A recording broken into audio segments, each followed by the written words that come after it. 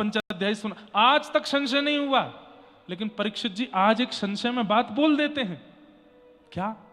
भगवान रुकिए रुकिए रुकिए, मेरे मन में एक संशय है, उसको दूर करो। तो सुखदेव जी बोले, अभी तक तो परीक्षित को कोई संशय नहीं हुआ था, 5 दिन से कथा सुना रहा हूं, आज संशय हो गया। क्या संशय है?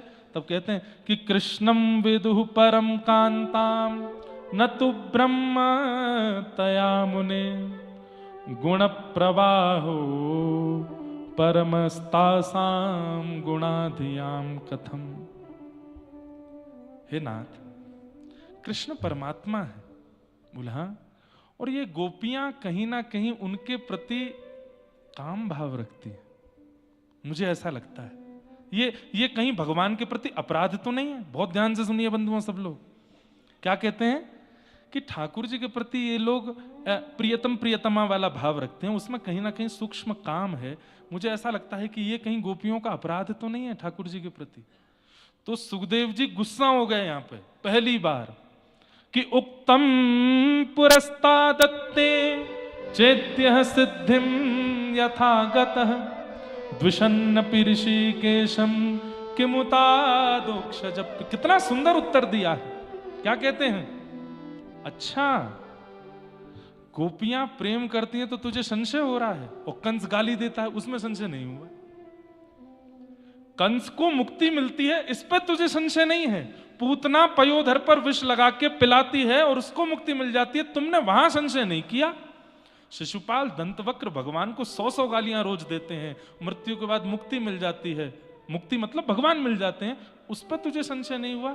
और आज गोपियां ठाकुर जी से प्रेम कर रही हैं तो तुझे संशय हो रहा है। गोप्य कामात भयात कंस। अरे सुन ले परीक्षित, क्या ये गोपियां प्रेम नहीं करती ठाकुर जी से? ठाकुर जी भी प्रेम करते हैं इन गोपियों से। किमुतादोक्षज प्रिया, ये अदोक्षज की प्रिया हैं, ये उनकी प्रियसी हैं। और ठाकुर जी जिससे प्रेम करें, प्रश्न करते रहो पूरे दुनिया के लोग, वो तो उनके हैं और उनको कोई दूर नहीं कर सकता। तो इसलिए ये प्रसंग सबके समझ में नहीं आया होगा आज, मुझे पता है, पर जितनों को आया है बड़भागी है।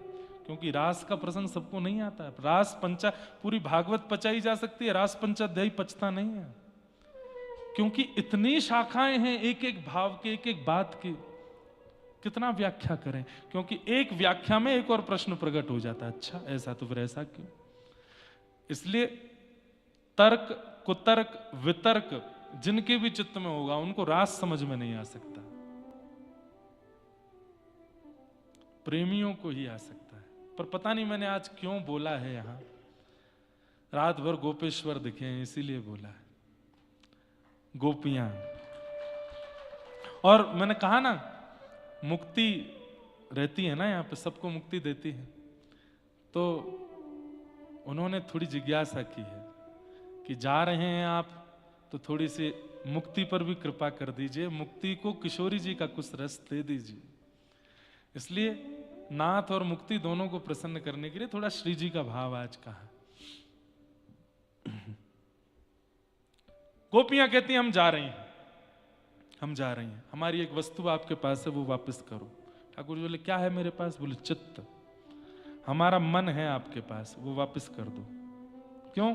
बोले हम घर में काम करती हैं, मन आप में लगा रहता है, नहाने जाती है मन आप में लगा रहता है, श्रृंगार करती है मन आप में लगा रहता है, बच्चों को दूध पिलाती है मन आप में लगा रहता है, पति के पास बैठती है मन आप में लगा रहता है। वो मन जो आपके पास है वो वापस करो हमको, ताकि हम उनमें मन लगा सकें। नहीं तो पादौ पदम न चलतस्तद पाद मूलात्, हमारे हम पैर रखते कहीं है, जाते कहीं है, करती कुछ है, होता कुछ है, दे दो वापस। ठाकुर जी बोले ये तो नहीं हो सकता। तो बोले नहीं हो सकता ना, तो हमें स्वीकार करो। दो ही तरीके हैं आपके पास, या तो हमको स्वीकार करो या हमारा मन वापस करो। ठाकुर जी बोले मन तो वापस नहीं कर सकता। तो बोले फिर हमें स्वीकार करो।